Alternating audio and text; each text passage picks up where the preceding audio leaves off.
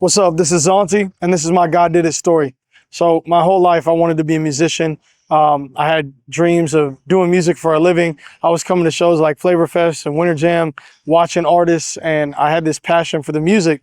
And then I had a season of my life where I kind of, I knew God and I knew what the right thing to do was, but I wanted to be embraced. I wanted to be accepted. And so out of insecurity, I started compromising my witness, and I started kind of moving differently than I should have been. And my mom found out how I was living, and she got serious with me, and she said, in 10 years, you'll have Jesus to lean on when you're done with this. But the people you're around don't have Jesus. So you have the answer, and you're watching them drown. It's like I'm on a life raft and they're drowning, but I'm putting my foot in the water like, see, I'm just like y'all. I'm just like you. And the whole time, if they knew there was a life raft, they would be desperate to get on it. So that woke me up, and I was like, all right, I have this passion for music, and I have a responsibility to represent Jesus in all these environments. In my personal life, I started just living with integrity, being different. There was fallout from it, but there was also people who would call me and be like, hey, I'm sober for the first time in months. How do I find God? I don't know a pastor, so I called you. Or I would get a call, somebody got locked up and like, hey, I want to turn my life around while I'm in this situation so that when I get out, I can follow Jesus well.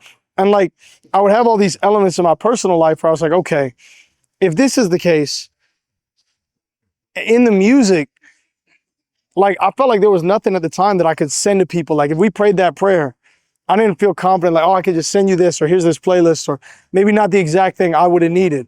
And I felt like God convicted me like, hey, if you don't see it, make it.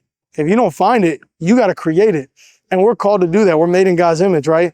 He's a creator. So he's calling us to like find what's missing and be the one to step into it to create it, right? So all of that together was like, all right, I have this passion for the music. I have a responsibility to represent Jesus, and I need to make what doesn't exist. I start this music journey. My first video, my goal overall was 25,000. That's what it did the first week, view-wise on YouTube. 12 million views later, like it just, all these songs keep going up, right? But the God Did It story is I had this moment where everything came to a halt. A couple times actually, in different label deals, with different situations. There would be, I'd have all this music, I'd have all this passion, and I would go on these long periods where I couldn't drop, or I, was just on hold.